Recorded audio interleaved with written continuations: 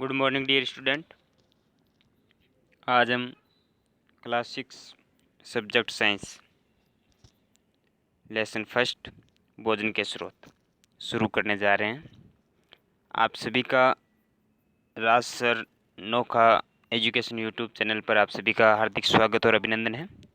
बने रहिए हमारे साथ में। तो आइए शुरू करते हैं भोजन के स्रोत। भोजन हर जीव को दैनिक क्रियाकलाप के लिए ऊर्जा की जरूरत पड़ती है। जीवों को वृद्धि और मरम्मत करने के लिए विभिन्न पदार्थों की जरूरत पड़ती है। जीवों को यह ऊर्जा और ज़रूरी पदार्थ भोजन से मिलता है।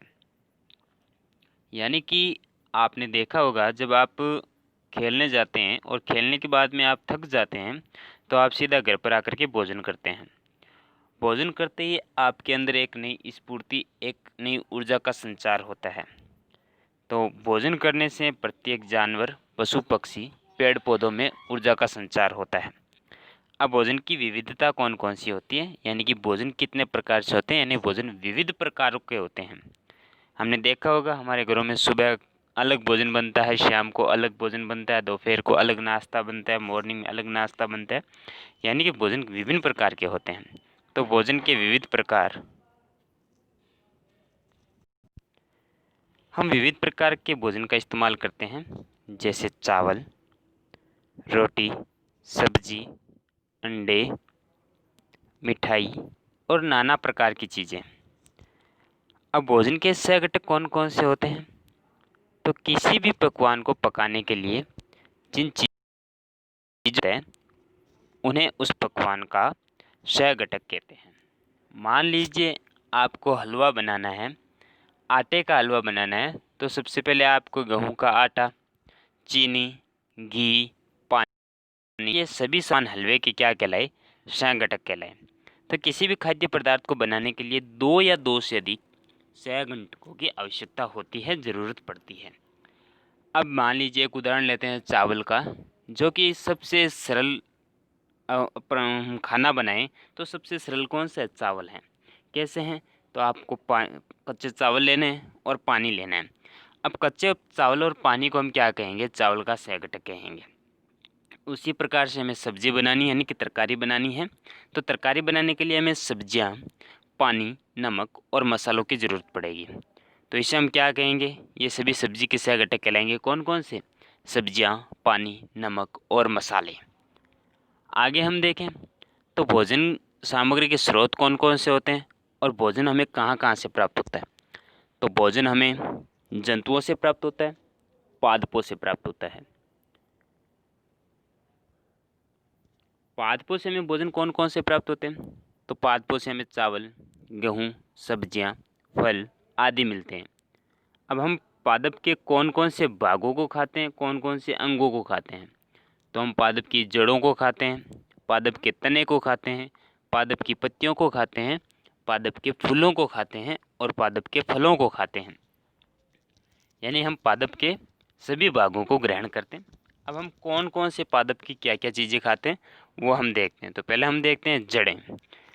हम कई पादपों की जड़ों को खाते हैं और वह जड़ें कौन कौन सी हैं? तो मूली, गाजर, चुकंदर और अन्य प्रकार की चीज़ें हैं जिन्हें हम पादप की जड़ों को खाते हैं। फिर दूसरा है तना। हम कई पादपों के तनों को भी खाते हैं, जैसे आलू, अदरक, शकरकंद, प्याज आदि। ये पादप की क्या कहलाते हैं? तने कहलाते हैं। फिर हम पादप की पत्तियों को भी खाते हैं। और कौन कौन सी पत्तियों को खाते हैं? जिनसे हम क्या बनाते हैं? सब्जी बनाते हैं, साग बनाते हैं। पालक, सरसों, चौलाई आदि हम क्या करते हैं? पादप की पत्तियों को भी खाते हैं। फिर फल, कई फलों की सब्जी बनती है और कई फलों को कच्चा भी खाया जाता है।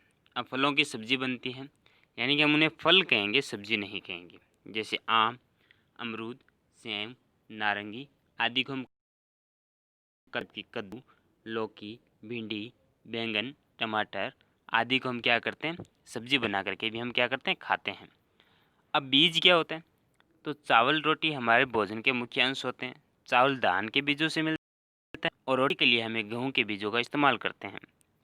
दाल बनाने के लिए भी बीजों की इस्तेमाल होती है। कई बीजों से तेल निकाला जाता है। अब चीनी किससे बनती है? चीनी गन्ने और चुकंदर से चीनी बनती है। चीनी किससे बनती है? गन्ने और चुकंदर से चीनी बनती है, यानी अपने गंगानगर में, बूंदी में इसके गन्ने और चुकंदर के क्या है, कारखाने हैं। चाय और कॉफ़ी, चाय की पत्तियों से चाय बनती है, कॉफ़ी की फलियों से कॉफ़ी बनती है। कॉफ़ी की फलियाँ होती है, फलियों के बीजों से हम क्या बनाते हैं, कॉफ़ी बनाते हैं। मसाले, मसाले किसे कहते हैं? जैसे हमें कई प्रकार के मसाले मिलते हैं, जैसे काली मिर्च, मिर्च, अदरक, इलायची, लौंग, हल्दी, धनिया आदि। ये थे पादपों से मिलने वाले भोजन। अब हम देखते हैं कि हमें जंतुओं से कौन कौन से भोजन मिलते हैं। हमने देखा पहले कि पादपों से कौन कौन से भोजन मिलते हैं, अब जंतुओं से कौन कौन से भोजन मिलते हैं। जंतुओं से हमें दूध, मछली, मांस, शहद आदि मिलते हैं। भैंसों और गायों से दूध के लिए पाला जाता है। मुर्गी, बतख को अंडों के लिए और मांस के लिए, बकरे को मांस के लिए पाला जाता है।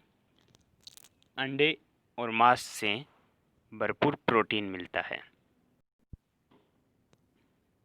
शहद, मधुमक्खियों फूलों से मकरंद लेकर के शहद बनाती है। शहद में शर्करा, खनिज और एंजाइम होते हैं। तो हमने देखा कि जानवरों से हम किस प्रकार से भोजन को प्राप्त करते हैं। फिर आगे आते हैं पोषण की विधियाँ। पोषण की विधियाँ दो प्रकार की होती है, एक होती है स्वपोषी, एक होती है परपोषी। स्वपोषी कौन सी होती है? जो जीव अपना भोजन खुद बनाते हैं उन्हें स्वपोषी कहते हैं। आर्य पादप प्रकाश संश्लेषण की क्रिया द्वारा भोजन बनाते हैं, पौधे स्वपोषी होते हैं। परपोषी, जो जीव किसी अन्य जीव से भोजन लेते हैं उन्हें परपोषी कहते हैं। जंतु परपोषी होते हैं। परपोषी तीन प्रकार के होते हैं, शाकाहारी, मांसाहारी और सर्वाहारी। अब हम तीनों जंतुओं के बारे में पढ़ेंगे, शाकाहारी कौन से हैं, मांसाहारी कौन से हैं और सर्वाहारी कौन से हैं। तो पहले देखें शाकाहारी जंतु। जो जंतु केवल पौधों को खाते हैं उन्हें शाकाहारी कहते हैं। उदाहरण के लिए हिरण, गाय, खरगोश, ये आदि सभी जंतु क्या हैं, शाकाहारी जंतु हैं। मांसाहारी जंतु किसे कहते हैं? जो जंतु किसी अन्य जंतु का मांस खाते हैं उसे मांसाहारी जंतु कहते हैं। जैसे शेर, बाघ, कुत्ता, बिल्ली, यानी कि ये घास नहीं खाते हैं, जबकि ये क्या खाते हैं, दूसरे जानवरों को खाते हैं। जबकि सर्वाहारी जंतु किसे कहते हैं? जो जंतु पादप और जंतु दोनों को खाते हैं उसे सर्वाहारी जंतु कहते हैं, जिसमें मनुष्य, बंदर, गिलहरी, कौवा, भालू, गौरैया आदि ये सभी क्या कहलाते हैं, सर्वाहारी कहलाते हैं। तो हमने देखा परपोषी कितने प्रकार के होते हैं, तीन प्रकार के होते हैं, शाकाहारी, मांसाहारी और सर्वाहारी। अब अपमार्जक क्या होते हैं? कुछ जंतु मरे हुए जानवरों को खाते हैं, इस तरह से वे हमारे आसपास का कचरा साफ करते हैं। ऐसे जंतुओं को हम अपमार्जक या मुर्दाखोर कहते हैं। मुर्दाखोर क्यों कहते हैं? क्योंकि वह हमारे आसपास पड़े हुए जानवर, मरे हुए जानवर को क्या कर देते हैं, साफ कर देते हैं, यानी कि उसको मिट्टी में मिला देते हैं। तो उसे हम क्या कहते हैं, मुर्दाखोर या अपमार्जक कहते हैं। अब हम देखते हैं इस पाठ के प्रश्नोत्तर कि क्या सभी जीवों को एक ही तरह के भोजन की ज़रूरत होती है?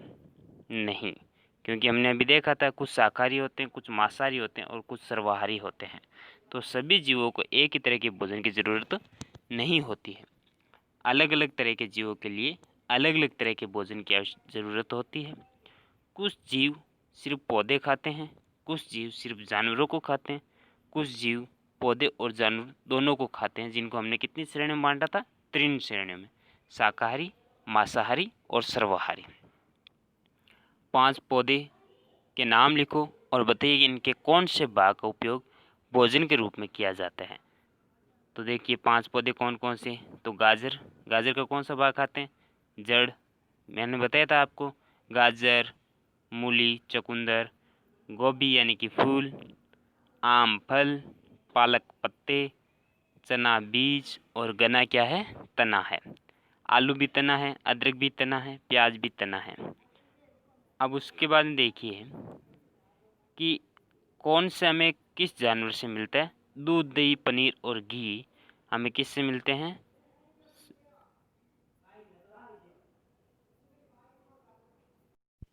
तो हमें कॉलम 1 को कॉलम 2 से मिलाना है। पहला हमने देखा दूध, दही, पनीर और घी ये सभी क्या है, सभी जंतु उत्पाद हैं, क्योंकि हमें जंतुओं से प्राप्त होते हैं। दूसरा, पालक, फूल गोभी और गाजर, ये सभी क्या हैं, तो ये सभी सब्जियां हैं। तीसरा, शेर एवं बाघ, तो हमें कॉलम 1 और कॉलम 2 से मिलन है। तो शेर एवं बाघ क्या है, तो शेर एवं बाघ दूसरे जंतुओं को खाते हैं। और फिर शाकाहारी क्या है, तो शाकाहारी क्या है, पादप एवं पादप उत्पाद को खाते हैं, उसे हम कौन से जानवर कहते हैं, शाकाहारी कहते हैं। फिर अगला क्वेश्चन क्या कहता है, खाली स्थान भरने हैं, हमें रिक्त स्थान की पूर्ति करनी है। बाघ एक कैसा जानवर है, मांसाहारी जानवर है, जो केवल क्या खाता है, मांस को खाता है।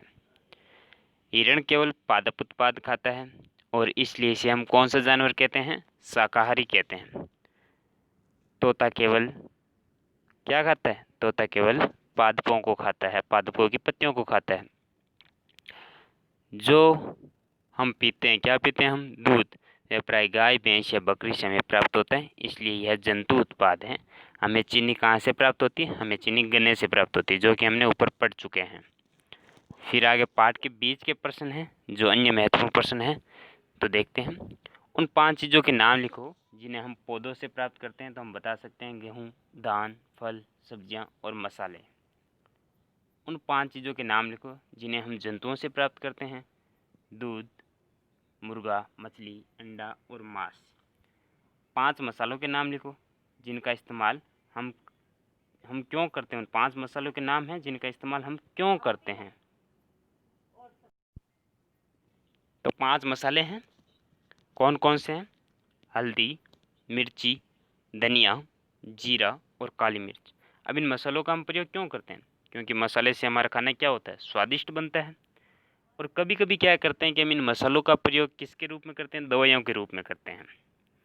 जैसे मान लीजिए कि जुकाम, बुखार होने पर हम क्या करते हैं, इसकी दवाई बना करके भी पीते हैं।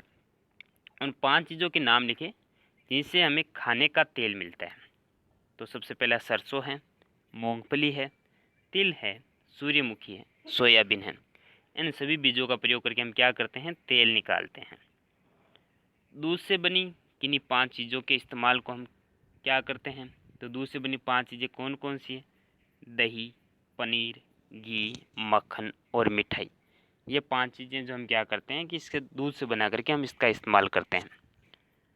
हम किन किन चीज़ें दूध से प्राप्त होती है, या हमें किन किन जंतुओं से दूध प्राप्त होता है, तो प्राय हमें गाय, भैंस, बकरी का ही दूध मिल पाता है।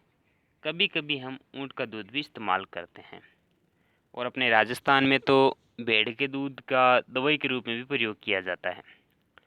शाकाहारी किसे कहते हैं, जो जंतु केवल पादप या पादप पदार्थ खाते हैं उन्हें शाकाहारी कहते हैं। मांसाहारी, जो जंतु केवल जीव जंतुओं को खाते हैं उन्हें हम क्या कहते हैं, मांसाहारी कहते हैं। और सर्वाहारी किसे कहते हैं, जो जंतु पौधे और जीव जंतु दोनों को खाते हैं उन्हें हम कौन से जंतु कहते हैं, सर्वाहारी जंतु कहते हैं। जिसमें मनुष्य हमने देखा, कौवा, बंदर, गौरैया, भालू, ये सभी सर्वाहारी जंतु की श्रेणी में आते हैं। शहद हमें कहाँ से प्राप्त होता है, तो शहद हमें मधुमक्खियों के छत्तों से प्राप्त होता है।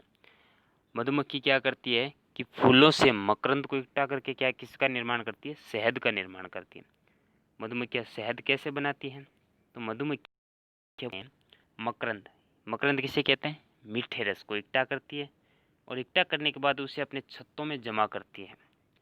चूँकि फल और उसका मकरंद साल के कुछ महीने में ही मिल पाता है, यानी कि जब वसंत ऋतु आती है तब फूल सारे झड़ जाते हैं, नए फूल आते हैं, उस समय हमें क्या होता है कि वो मकरंद मिल पाता है, यानी फूलों से मकरंद मिल पाता है। तो मधुमक्खियाँ क्या करती है कि उस फूल और मकरंद को क्या करती है कि कुछ महीने मिलता है तो उसको इकट्ठा कर लेती है, इसलिए वह अपने उपयोग के लिए इसे क्या करती है, इकट्ठा करती है, और इस तरह वह शहद का निर्माण करती है। तो हमने इस पाठ के महत्वपूर्ण प्रश्न उत्तरों को देखा। पाठ का पहले हमने सारांश देखा, सारांश देखने के बाद में इस पाठ के हमने प्रश्न उत्तरों को देखा। तो लगातार इसी प्रकार से हमारे इस YouTube चैनल पर आपको 6ठी, 7वीं, 8वीं, 9वीं, 10वीं सभी कक्षाओं के पाठ इस प्रकार से यहाँ पर मिलते रहेंगे। और इस वीडियो के नीचे डिस्क्रिप्शन में आपको इस PDF का लिंक भी मिल जाएगा, जिससे आप क्या कर सकते हैं कि आसानी से अपनी नोटबुक में यह PDF उतार सकते हैं, कर सकते हैं। धन्यवाद।